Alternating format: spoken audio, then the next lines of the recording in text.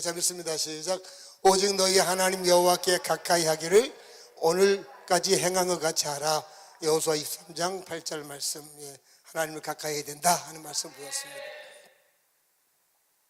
보통 이제 우리가 예수님을 믿고 난 다음에 우리 마음속에 선한 소망을 갖습니다. 뭐냐면 하나님 앞에 좀 크고 멋지게 쓰임받기 원하는 소망이 있어요. 여러분, 하나님 앞에서 크고 아주 멋지게 좀 그렇게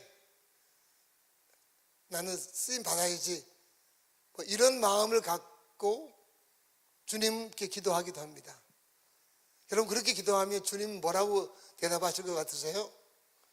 그렇게 기도하면 하나님은 이렇게 대답합니다. 내가 너를 쓸 수 있도록 네가 네 자신을 준비해야 된다는 거예요. 하나님께서 우리를 사용하실 수 있도록 우리 자신이 준비되는 것이 필요합니다. 근데 여러분, 우리가 신앙생활 할 때 뭐 아주 유명한 크리스찬들이 뭐 이름 있고 뭐 대단한 화려한 일을 하고 그런 것들을 우리가 바라보면서 나는 뭔가라고 하는 생각을 할 수 있지만 사실은 우리의 삶은 그런 부분들은 아니에요. 여러분, 오늘 말씀을 보시면 로마서는요 16장까지 되어 있는데 1장부터 11장까지는 뭐에 대해서 기록되어 있냐면 인간이 죄인이고 예수님이 하나님의 의로 이 땅에 오셔서 십자가를 지심으로 우리가 예수님 때문에 구원을 받았다 하는 것들을 1장부터 11장까지 쭉 설명을 해요. 그러면서 11장 마지막 부분에 이렇게 말씀하는데, 우리 한번 11장 마지막 절 36절의 말씀을 한번 읽어볼까요? 여기 없습니다. 11장 36절 성경 한번 찾아보세요. 11장 36절. 자, 같이 한번 읽습니다. 시작. 이는 만물이 주에게서 나오고 주로 말미암고 주에게로 돌아감이라.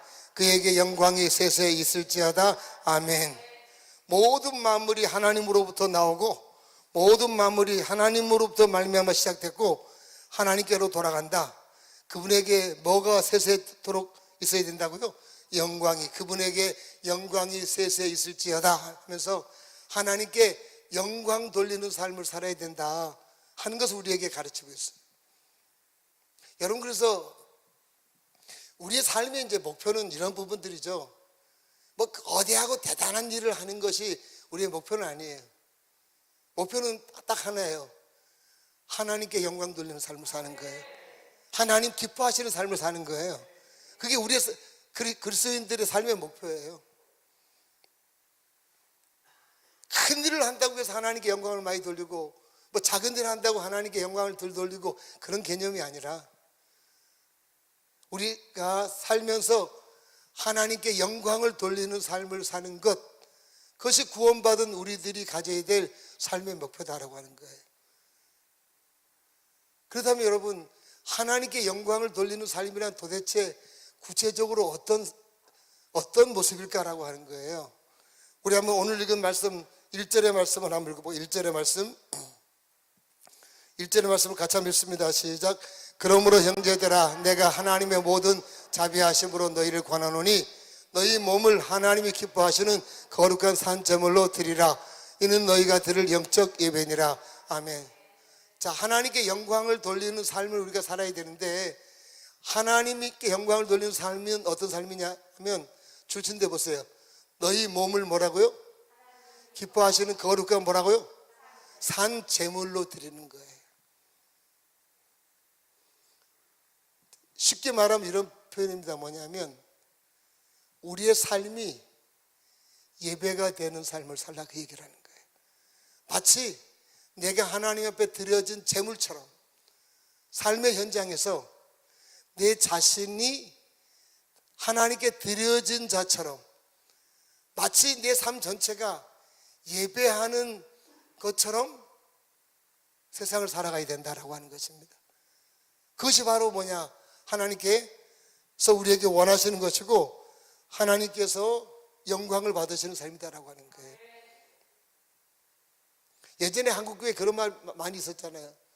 교회 안에서는 훌륭한 권사님인데 집에 가면 아주 안 좋은 시어머니 역할을 하신 분들이 있다. 뭐 그런 얘기를 종종 했었어요. 여러분, 제가 목사가 돼가지고 가운을 입고 예배를 인도하고 하나님 말씀을 전하고 뭐 이렇게 하는데, 여러분 교회에서는 뭐 여러분 그런 목사로서의 하나님 앞에 그렇게 사는데, 제 삶의 현장에서, 가정에서, 아니면 어떤 모임에 가가지고 전혀 하나님께 예배하는 삶이 나타나지 않는다면 그건 문제가 있다라고 하는 거예요. 그래서 하나님께서 우리에게 원하시는 것은 내 삶 자체가, 내가 있는 가정 자체가 예배 현장이 되어야 되고, 내가 일하는 일터 자체가 예배 현장이 되어야 된다는 것입니다. 다른 사람들이 볼 때, 야, 저 사람은 우리하고 좀 다르네. 예배의 현장처럼 내 삶 자체가 예배를 드리는 것 같은 삶을 살아가는 것, 이것이 바로 하나님 우리에게 원하시는 삶이다라고 하는 거죠. 그게 하나님께 영광을 돌리는 삶이다라고 하는 것입니다. 사도행전 11장 26절의 말씀 보면 이런 말씀이 있습니다. 같이 한번 읽습니다. 시작. 만남의 안디옥에 데리고 와서 둘이 교회에 1년간 모여 있어 큰 무리를 가르쳤고, 제자들이 안디옥에서 비로소 그리스도인이라 일컬음을 받게 되었더라. 안디옥에 있는 성도들은 삶 가운데 그들의 삶이 예배가 되기 때문에 안 믿는 사람들이 그들을 볼 때 그리스도인 이렇게 불렀다는 거예요. 삶 자체가 예배라는 거죠. 어떠세요? 저도 이 말씀을 준비하면서 좀 마음에 많이 좀 찔림이 있었어요. 내 삶 자체가 하나님 앞에 예배하는 모습일까? 하나님 보실 때 내 삶을 받으시는 그런 모습으로 내가 살아가고 있는가 하는 것들에 대하여 스스로 질문을 해봤어요. 유진 피터슨이라고 하는 그 캐나다 목사님이 계신데, 그분이 쓴 글에 보니까 그런 얘기를 해요. 자기 아버지는 어려서부터 정육점에서 일했대요. 정육점을 하나 가게를 했는데, 고기를 이렇게 운반해 오고 거기서 고기를 이렇게 뭐 가르고 손님을 대하고 하는데, 어린 시절에 자기가 정육점에, 아버지가 일하는 정육점에 가가지고 있으면 마치 무슨 생각이 들었냐면 꼭 하나님 앞에 예배하는 현장 같은 느낌이 들었다는 거예요. 예배하는 현장처럼. 그곳에서는 뭐가 있었냐면 아버지가 늘 하나님을 높이는 말을 하고, 하나님을 찬양하고, 하나님께 감사하고, 하나님을 기뻐하고, 만난 사람들에게 하나님의 말씀을 아주 통해 그들을 격려하고 위로하고 하는 그런 일들이 그 정육점 안에 있었다는 거예요. 그래서 어린 시절에 자기가 정육점에 가가지고 아버지를 돕는 것이 그렇게 좋았다는 거예요. 왜냐하면 그 현장이 마치 예배하는 현장과 비슷했다라고 하는 것입니다. 여러분, 그래서 우리가 이 땅을 살면서 우리 삶 자체가, 내가 속해 있는 가정 자체가 예배 현장이 되어야 되고, 내가 있는 일터 자체가 예배 현장이 되어야 된다는 거예요. 일터 자체 안에서 막 우리가 안 믿는 사람처럼 함부로 말하고 함부로 행동하고 그런다면 그 현장은 예배 현장이 되지 못할 거예요. 근데 그 삶의 현장에서 하나님을 인식하고, 그러면서 매사를 할 때마다 하나님이 보고 계시지, 듣고 계시지, 하나님이 받으시지, 그런 생각을 가지고 삶을 이어져 나가는 그런 모습들, 그런 것들을 하나님이 우리에게 원하신다라고 하는 것입니다. 여러분, 그래서 우리 삶 자체가 예배 현장이 되셔야 돼요. 저부터도. 많은 크리스찬들이 교회와 삶의 괴리감이 크잖아요. 차이가 너무나 큰 거예요. 그래서 욕을 많이 먹잖아요.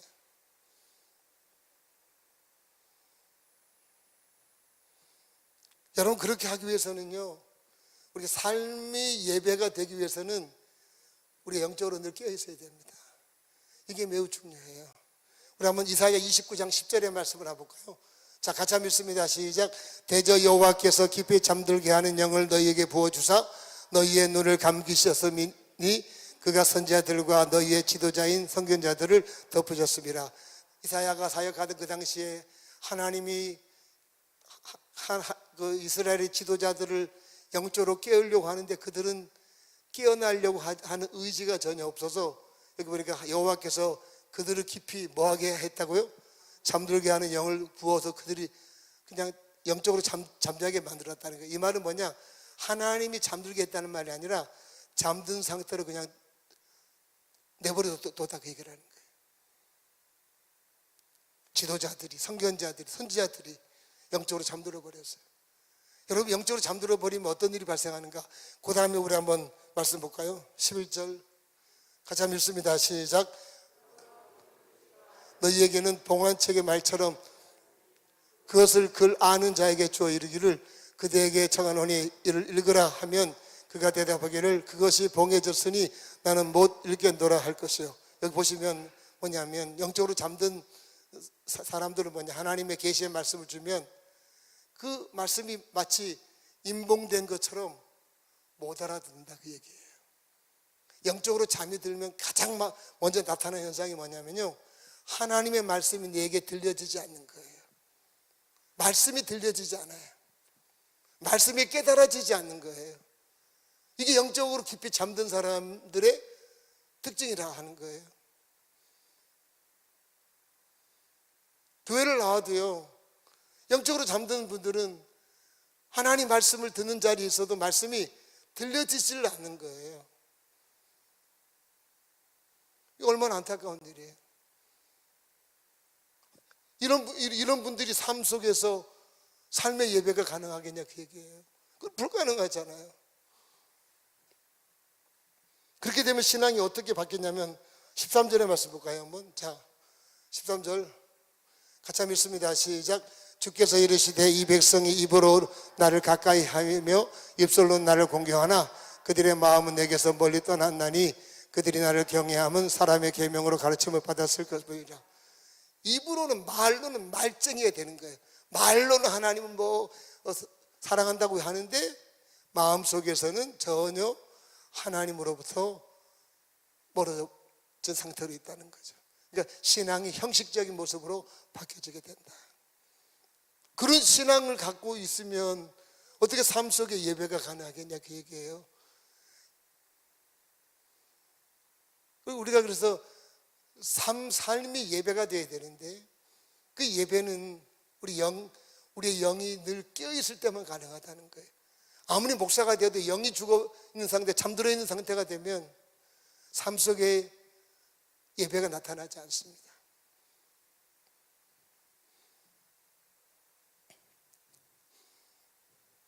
여러분, 요한복음 4장 23절에 보면 이런 말씀이 있잖아요.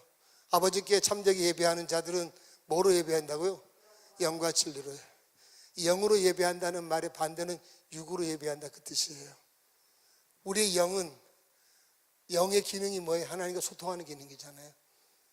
그래서 여러분, 영이 깨어있는 사람은요, 하나님 앞에 나와서 예배를 드릴 때도 뭐냐면 하나님에 대한 인식이 뚜렷해요. 하나님께 찬양을 드릴 때도 내가 하나님께 찬양한다는 인식이 뚜렷해요. 하나님 앞에 무슨 헌금을 드릴 때도 내가 하나님께 예물을 드린다는 인식이 뚜렷해요. 하나님 말씀을 들을 때도 내가 하나님의 말씀을 듣는다는 인식이 뚜렷하다는, 그러니까 그건 영으로 예배하는 거죠. 그러나 반대로 영이 잠들어 버리면 육으로 예배합니다.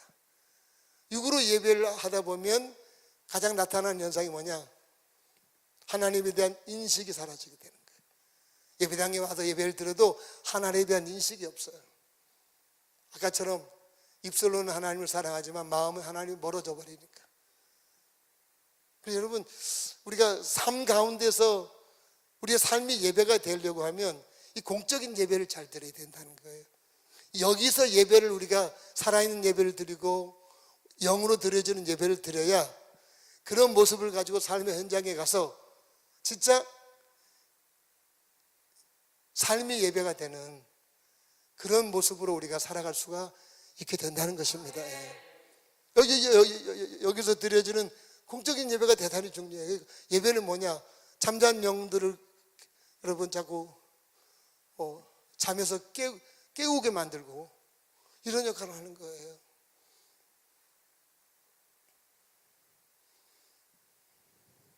그래서 시편 100편에 보면 이런 말씀이 있어요. 우리 한번 읽어볼까요? 자, 같이 읽습니다. 시작. 온 땅아 주님께 환호성을 울려라. 기쁨으로 주님을 섬기고 환호성을 울리면서 그 앞에 나아가. 아멘. 보세요. 하나님께 예배할 때 첫째 1절에 보면 어떻게 예배하라고요? 환호성을 울려라. 소리를 막 지르고 하나님께 예배하라. 두 번째는 어떻게 예배하라고요? 기쁨으로 예배하라. 그다음 3절 볼까요? 같이 한번 읽습니다. 시작. 너희는 주님이 하나님이심을 알라. 그가 우리를 지으셨으니 우리는 그의 것이요 그의 백성이요 그가 기르시는 양이다. 예배할 때 우리 항상 우리 뭐냐? 하나님은 나의 하나님이시다. 뚜렷한 인식을 가지고 하나님이 내 삶을 책임지시는 분이시다라고 하는 인식을 가지고 예배하라 하는 것이에요. 그 다음에 4절 볼까요? 같이 한번 읽습니다. 시작. 감사의 노래를 드리며 그 성문으로 들어가거라. 찬양의 노래를 부르며 그 뜰 안으로 들어가거라. 감사의 노래를 드리며 그 이름을 찬양하여라. 하나님 예배할 때는 무슨 노래를 부르라고요? 감사, 하나님께 감사하는 거예요. 감사. 여러분, 그래서 여기서 감사와 기쁨과 환호성이 있는 예배를 드려야 삶의 현장에서 삶이 예배가 될 수 있다는 거예요. 여기서 여러분 안 되는데 어떻게 삶의 현장 예배가 되겠어요? 그건 불가능한 거죠.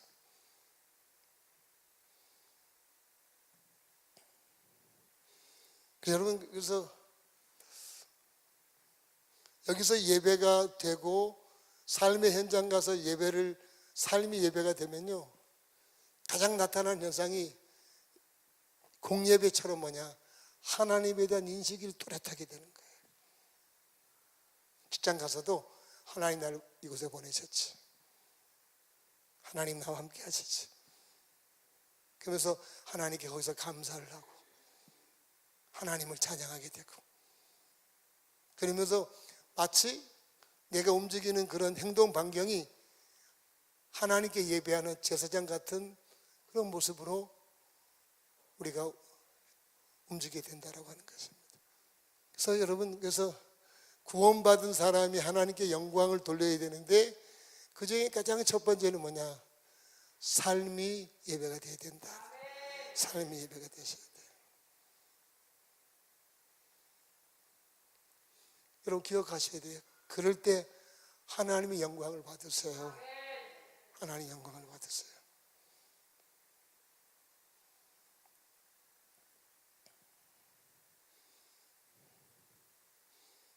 그런 삶을 살아갈 때 하나님은 또 놀랍게 우리 삶 가운데 일하신다는 거예요.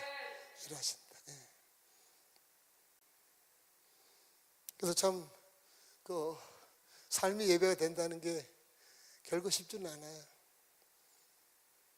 근데 여기서부터 훈련되어지는 거죠. 그래서 훈련이. 그런 귀한 은혜가 있기를 바랍니다. 두 번째, 하나님께 영광을 돌리는 삶이 뭐냐? 우리 한번 2절의 말씀 볼까요? 2절의 말씀. 자, 같이 한번 읽습니다. 시작. 너희는 이 세대를 본받지 말고 오직 마음을 새롭게 하고 변화를 받아 하나님의 선하시고 기뻐하시고 온전하신 뜻이 무엇인지 분별하도록 하라. 아멘. 여러분, 이런 겁니다. 뭐냐면 하나님께 영광 돌리는 삶은 뭐냐? 나를 향한 하나님의 계획은 늘 선하시고, 나를 향한 하나님의 계획은 늘 온전하시고, 나를 향한 하나님의 의지는 언제나 기쁨의 결과를 가져다 주는 것임을 알고 살아가라, 그 얘기를 하는 거예요. 여러분, 여기서 하나님의 선하시고 기뻐 온전하신 뜻 하니까, 뜻이라는 게 뭐냐면 우리를 향한 하나님의 계획을 말하는 거예요. 우리를 향한 하나님의 계획이 얼마나 선한지, 우리를 향한 하나님의 계획이 얼마나 기쁨이 넘치는 계획인지, 우리를 향한 하나님의 계획이 얼마나 완전한 것인지를 잘 분별하면서 살아가야 된다 하는 것을 말씀하고 있습니다.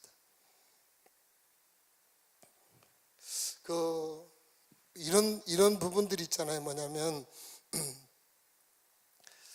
예수님을 믿는 분들이 이렇게 거듭나서 하나님의 자녀가 이렇게 되어서 하나님의 자녀가 되어서 교회에 딱 오는데, 근데 그동안은 뭐냐면 세상에 살다 보니까 자기를 향하여 굉장히 부정적인 생각들이 많아요. 예를 들어 이런 거죠. 늘 실패한 가정에서 자랐어요. 그러면 자기를 누구라고 보통 생각해요? 실패자로 생각해요. 나는 실패자야. 또 나는 별 볼 없는 사람이야. 그런 생각을 많이 갖고 살아갑니다. 근데 하나님은 우리를 향한 뜻이 실패자입니까? 아니면 승리자로 하나님 우리를 향하여 계획을 세우셨습니까? 그 얘기를 하는 거예요.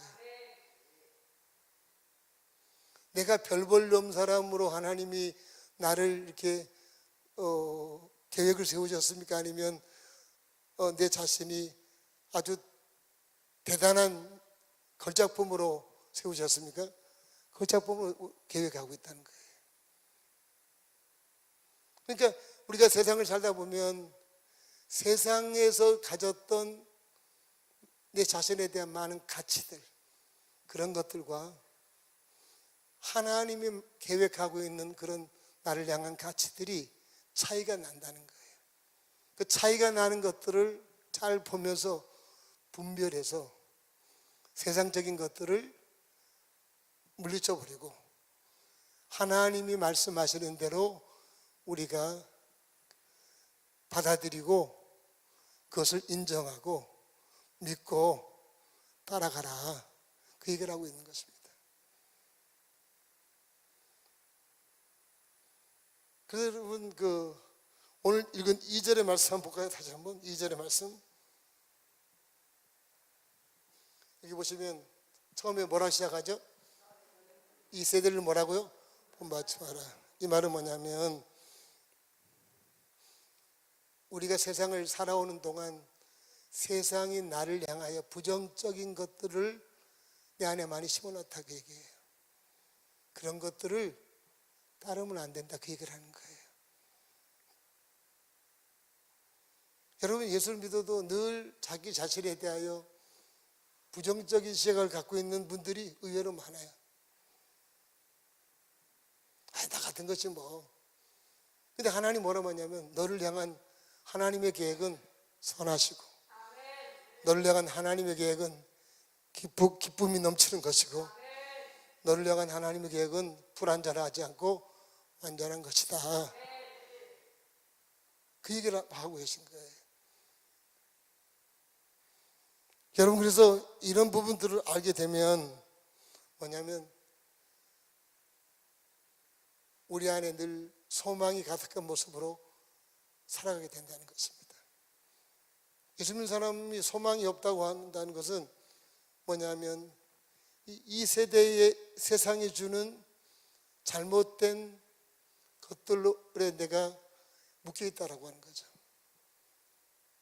그래서 여러분, 예수 믿으면 어떤 상황이 와도 소망을 가져야 될 것이고, 아무리 하늘이 무너져 내릴 것 같아도 하나님은 내 편이시지, 나를 돕는 분이시지.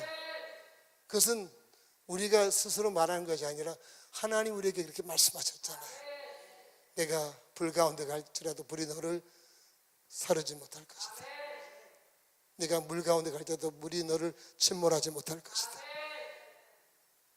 그래서 우리가 어려운 상황이 와도 나는 이제 인생이 끝나서 그런 것이 아니라 하나님이 나를 향한 것은 내가 어려운 상황 속에서도 나를 향한 그런 계획을 갖고 계시기 때문에 그 계획을 내가 잘 분별해서 세속적인 것은 몰아내버리고 하나님이 말씀하시는 것을 분별하여 붙잡고 앞으로 전진해 나가라라고 하는 것입니다. 그것이 바로 하나님께 영광 돌리는 삶이다라고 하는 것이에요. 우리 고린도후서 10장 4절과 6절 볼까요? 한번 같이 한번 읽습니다. 시작. 아니죠. 고린도후서 10장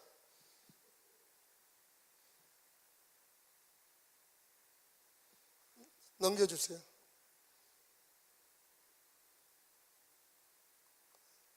고린도후서 10장 없나요? 제가 읽어드릴게요. 없는 것 같은데 10장 4절과 6절 이런 말씀이 있어요. 뭐냐면 우리의 싸우는 무기는 육신에 속한 것이 아니고 오직 어떤 견고한 진도 무너뜨리는 하나님의 능력이라. 마귀가 신앙인들의 삶을 무너뜨리는 방법 중에 첫 번째가 뭐냐면요, 우리의 생각 속에 견고한 진을 만들어 놓는 겁니다. 다시 말씀드리면 세속적인 생각을 집어넣는 거예요. 계속해서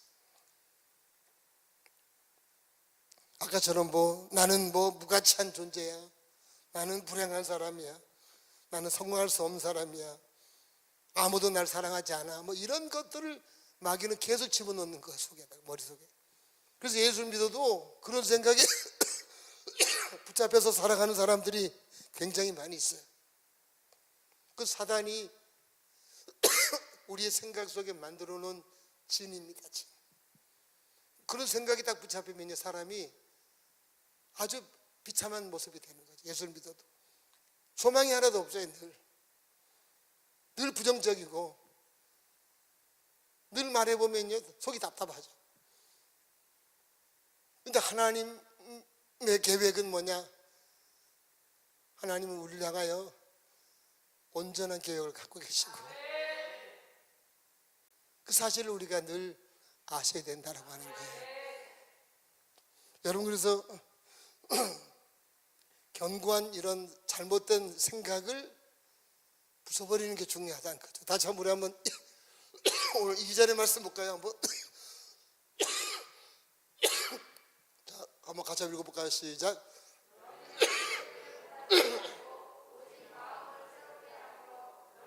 됐습니다. 보세요. 자, 우리가 하나님의 기뻐하시고 온전하신 뜻을 잘 분별하고 따라가려고 하면 전제되는 게 있어요. 뭐를 새롭게 해야 된다고요? 마음. 다르게 말하면 생각을 늘 새롭게 하셔야 돼요. 생각이 새로워져야 돼요. 그 마귀가 던져준 부정적이고 안 좋은 생각에 내가 붙잡혀 있으면 결코 하나님의 선하시고 온전하시고 기뻐하신 그 뜻을 알고 그 길로 못 걸어간다, 그 얘기입니다. 그래서 우리의 생각 속에 잘못된 것들, 잘못된 생각을 바꿔가셔야 된다는 거예요. 바꾸는 방법이 뭐냐면, 뭘 통해서 바꿀 수 있을까요? 하나님의 말씀을 통해서 하는 거죠. 그래서 여러분, 내 자신에 대한 생각이 바뀌어져야 되는 거예요. 예전에도 우리 청년들 보고 제가 그런 얘기 했어요. 너 이쁘다 그러면 아니에요, 제가 이뻐요. 이쁘다는 얘기를 못 듣고 커가지고 그래요. 막 자매들이 내가 이뻐요. 근데 여러분, 그 견고한 진이거든요. 근데 이제 그 말씀을 통해서 내가 얼마나 하나님 앞에 존귀한 존재인지, 하나님의 걸작품인지라고 하는 것들로 이 생각이 바뀌어지니까 누가 예쁘다 그러면 당연히 제가 예쁘죠, 이렇게 받아들인다, 그 얘기죠. 막 살면서 여러 가지 어려움이 있을 때, 예전에는 어려움이 있으면 다 무너진 것처럼 막 고개 숙이고 그렇게 살았던 분이 하나님의 말씀이 들어가서 생각을 바꿔놓으니까 이 어려움은 하나님이 일할 수 있는 찬스야, 하나님이 일할 수 있는 기회야, 이렇게 바뀐다, 그 얘기입니다. 바뀌는 거예요.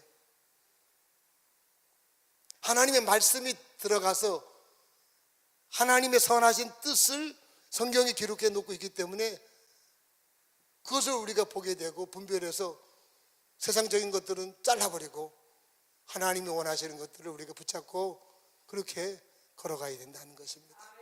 그것이 바로 뭐냐? 하나님께 영광을 돌리는 삶이라는 것입니다. 우리 개인에도 마찬가지고 재정에 관한 것도 마찬가지예요.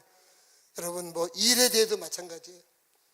일에 대해서도 막 어렵다는 소식 들으니까 맨날 어렵다 그렇게 하지 말고, 건강에 관한 것도 마찬가지고 늘 모든 영역을 뭐냐면 하나님의 말씀으로 새롭게 하셔야 된다. 하나님의 말씀으로. 이게 우리가 해야 될 여러분 선한 싸움입니다.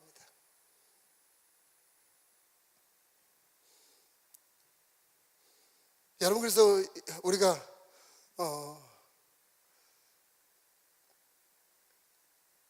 하나님께 영광을 돌린다라고 하는 것 자체는 하나님이 원하시는 생각을 품고 그렇게 말하면서 그렇게 행동하며 살아가는 거예요.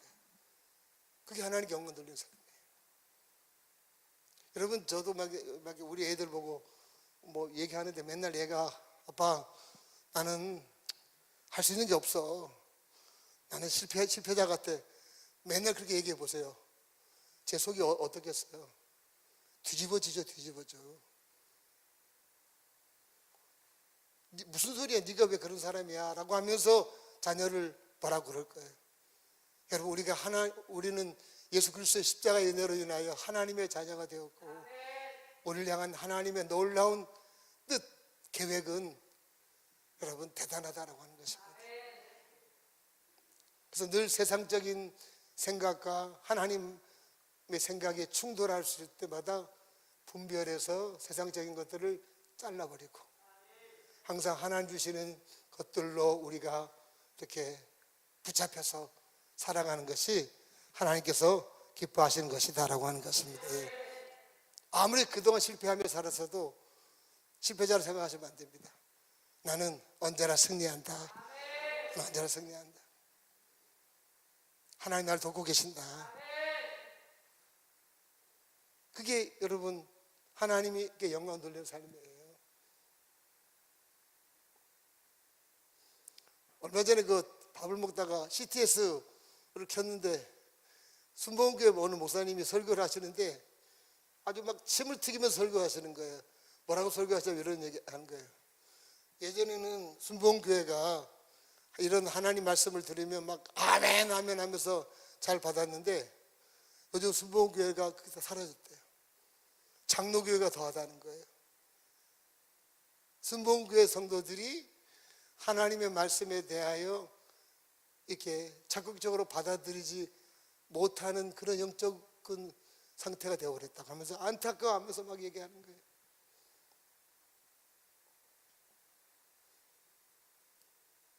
여러분, 하나님이 우리를 보고 너는 멋져 그러면 우리는 어떤 사람이에요? 멋진 사람이에요. 내가 너와 함께 하면 나는 어떤 사람이에요? 하나님 나와 함께 하는 사람이에요. 넌 승리해서 말하면 우리는 뭐한 사람이에요? 승리한 사람이에요. 승리해서 옆에서 마귀가 네가 뭐 승리했냐? 그런 걸 분별하라 그 얘기예요. 그걸 잘라버리라는 거예요. 네 형편을 봐. 네가 무슨 승리했어? 아니라는 거예요. 하나님이 그렇다면 그렇다는 거예요. 그런 것들을 분별하셔야 된다는 거죠. 하나님은 너한테 놀라운 계획을 갖고 계셔. 그럼 아멘 하고 말이죠. 우리가 그걸 붙잡아야 된다는 거예요. 하나님 너한테 필요한 모든 것을 책임져. 그러면 아멘 하고 내가 여러분 하나님의 선하시고 기뻐하시고 온전하신 뜻이니까 그런 것이 그것을 붙잡고 여러분 그것을 붙잡고 우리가 하루하루 살아가는 거 그것이 바로 뭐냐? 하나님께 영광 돌리는 삶이라는 것입니다. 삶과 현실이 많은 차이가 날 수 있어도 여러분 삶으로 우리가 접근하지 말고 하나님께서 하나님 입장에서 접근하셔야 됩니다. 언제나 그렇게 하셔야 돼요. 자우람 인사하겠습니다. 멋진 분이십니다. 한 번 더 하겠습니다. 하나님이 지금도 놀랍게 일하고 계십니다.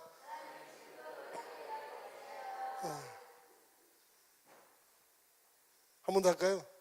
하나님 늘 승리케 하십니다. 아멘. 여러분 그런 것들을 분별하며 살아가는 것 그것이 바로 하나님께 영광 돌리는 거예요. 여러분의 삶에 대하여 기대를 많이 하시기 바랍니다. 여러분의 자녀에 대해서도 기대를 많이 하시고 우리를 향한 하나님의 뜻은 선하고 기쁨이 넘치고 완전하기 때문입니다. 완전하기 때문에. 그래서 이 코로나 때문에 좀 어려움이 좀 있지만 우리는 코로나 때문에 사는 사람이 아니라 우리 아버지 때문에 사는 사람들이니까. 그래서 하나님께 영광 돌리는 삶을 살아가는 거예요. 그래서 삶이 늘 예배가 되셔야 되고, 그리고 하나님의 선하신 뜻을 내가 붙잡고 믿고, 그런 것들을 따라서 살아가는 것, 그것이 바로 하나님께서 기뻐하시는 그런 삶이다 하는 것입니다. 그래서 하여튼 우리 삶 가운데 놀라우신 하나님의 하나님 되심이 나타날 수 있기를 간절히 바랍니다. 기도하겠습니다. 하나님 아버지, 은혜와 사랑을 감사합니다. 우리를 향한 하나님의 뜻이 선하고 기쁘고 온전하심에 감사합니다. 하나님 아버지, 하나님의 뜻을 우리가 늘 붙잡고 하루하루를 믿음으로 잘 살아갈 수 있는 우리 모든 성도들 되게 하여 주시옵소서. 아버지, 상황이 어려울지라도 마귀가 던져주는 견고한 진에 속지 않게 하시고 견고한 진을 다 파쇄하고 하나님의 말씀으로 늘 우리 생각이 새로워지는 그런 삶을 살게 하여 주시옵소서. 감사를 드리며 예수님 이름으로 기도합니다. 아멘. 일어서겠습니다.